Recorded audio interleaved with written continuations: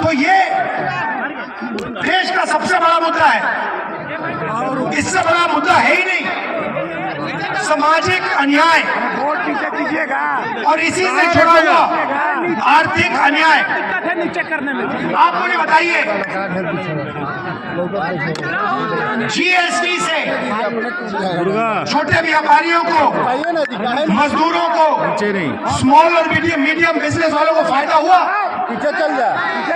मुझे हाथ उठा के दिखा दो इस यहाँ पे, नहीं हाथ नीचे करो, यहाँ पे एक व्यक्ति जिसको जीएसटी से फायदा हुआ हो, मुझे दिखा दो, कौन नहीं है? अंबानी को फायदा हुआ, अदानी को फायदा हुआ, देश के अमीर लोगों को फायदा हुआ। ये एचएससी में जो काम करते हैं इनका जबरदस्त नुकसान हुआ। जीएसटी कौन देता है? जीएसटी अमीर लोग नहीं देते। जीएसटी वो मजदूर देता है जो 200 किलो को धकेल रहा था, वो उतनी ही जीएसटी देता है जितनी अदानी देता है, अंबानी देता है। वो शर्ट खरीदता है, उतनी ही जीएसटी लगती है जितनी अदानी जी की शर्ट को लगती है। तो पैसा कहां से जा रहा है? बजट का पैसा कहां से जा रहा है? दलितों से, आदिवासियों से, पिछड़ों से, गरीब जनरल कास्ट के लोगों से, माइनॉरिटी से। और जा कहां रहा है? अरबपतियों की जेब में, अदानी की जेब में, इन लोगों की जेब में। इसीलिए देश में भयंकर बेरोजगारी फैल गई है। इन्होंने क्या किया? सारे छोटे व्यापारियों को खत्म कर दिया। जो छोटा बिजनेस करते थे, जो स्मॉल और मीडियम बिजनेस करते थे, उनको सबको मार दिया। 2 हथियार का प्रयोग किया इन्होंने। पहले प्रधानमंत्री ने झूठ बोला और कहा कि मैं काले धन के खिलाफ लड़ाई लड़ रहा हूं और नोटबंदी कर दी। नोटबंदी ने हिंदुस्तान के सब छोटे बिजनेस वालों को खत्म कर दिया, उड़ा दिया। ये अदानी जी के लिए काम किया। उसके बाद जीएसटी लागू कर दी। नतीजा हुआ कि आज हिंदुस्तान का युवा रोजगार पा ही नहीं सकता। जितना भी ढूंढना है ढूंढ लो। मैं झारखंड के युवाओं से कह रहा हूं, देश के बाकी युवाओं से कह रहा हूं, जितना आपको ढूंढना है ढूंढ लो।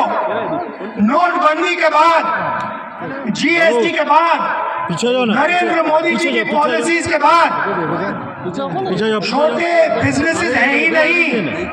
ये देश की रीढ़ की हड्डी है, ये बेरोजगार देते हैं, इनको खत्म कर दिया।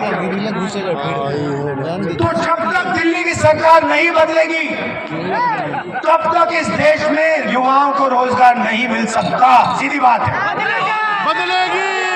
और मैंने 24 में बदलेगी। अब मजे की बात देखिए, पहले नरेंद्र मोदी कहते थे, हर भाषण में कहते थे मैं ओबीसी हूं, याद है आपको? तो मैंने प्रधानमंत्री से कहा, प्रधानमंत्री जी आप ओबीसी हैं, आप पिछड़े वर्ग के हैं, तो आप ऐसे करिए, जाति जनगणना लागू कर दीजिए। देश को बता दीजिए कि आप जैसे पिछड़े वर्ग के लोग कितने हैं।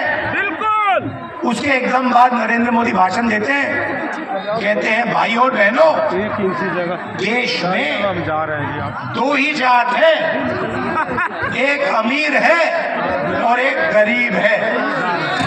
वारे वाह, एक अमीर है और एक गरीब है, तो फिर आप कहां के ओबीसी बन गए? जब ओबीसी को हक देने का टाइम आया, रिजर्वेशन देने का समय आया, सामाजिक न्याय देने का समय आया, दलितों को, आदिवासियों को न्याय देने का समय आया, तो नरेंद्र मोदी जी कहते हैं इस देश में तो जाति नहीं है। और जब वोट लेने का समय आता है तो नरेंद्र मोदी कहते हैं मैं तो ओबीसी हूं, मैं तो ओबीसी हूं। आप कैसे ओबीसी हैं? तो देश में सामाजिक न्याय, अन्याय, आर्थिक अन्याय, महिलाओं के खिलाफ अन्याय, किसानों के खिलाफ अन्याय, मजदूरों के खिलाफ अन्याय, ये 5 बड़े बड़े अन्याय हो रहे हैं और ये हर रोज कहीं ना कहीं आपको दिखेंगे। ये सरकार को, मोदी जी को नहीं दिखते, उनके मंत्रियों को नहीं दिखते, मगर बाकी हिंदुस्तान को हर रोज ये दिखते हैं। और इन अन्याय के खिलाफ हमने न्याय यात्रा शुरू की है। ये हमारा लक्ष्य था और इससे देश को हमने एक दूसरी विचारधारा दी है कि देखिए, नफरत से, हिंसा से कुछ नहीं होने वाला, के भी बारे कुछ बोल दीजिए। कुछ नहीं होने वाला। बेरोजगारी फैलेगी, महंगाई बढ़ेगी, और इस बार कांग्रेस सरकार आएगी। यही होने वाला है। और ये आपको पिछले 10 साल में दिखा है। जितनी नफरत बढ़ती है, जितनी हिंसा बढ़ती है, उतनी बेरोजगारी बढ़ती है, उतनी महंगाई बढ़ती है, उतना पैसा अदानी जी का बनता है। तो ये हो क्या रहा है?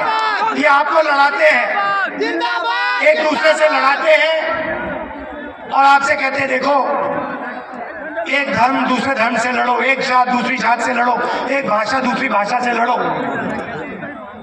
समाज में हिंसा फैलाते हैं और फिर आपकी जेब में से आपका पैसा उठा के अदानी जी की जेब में कर देते हैं। बिल्कुल यही हो रहा है।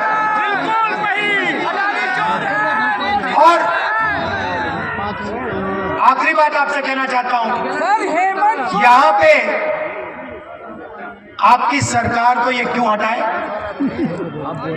क्योंकि ये इस बात को एक्सेप्ट नहीं कर सकते हैं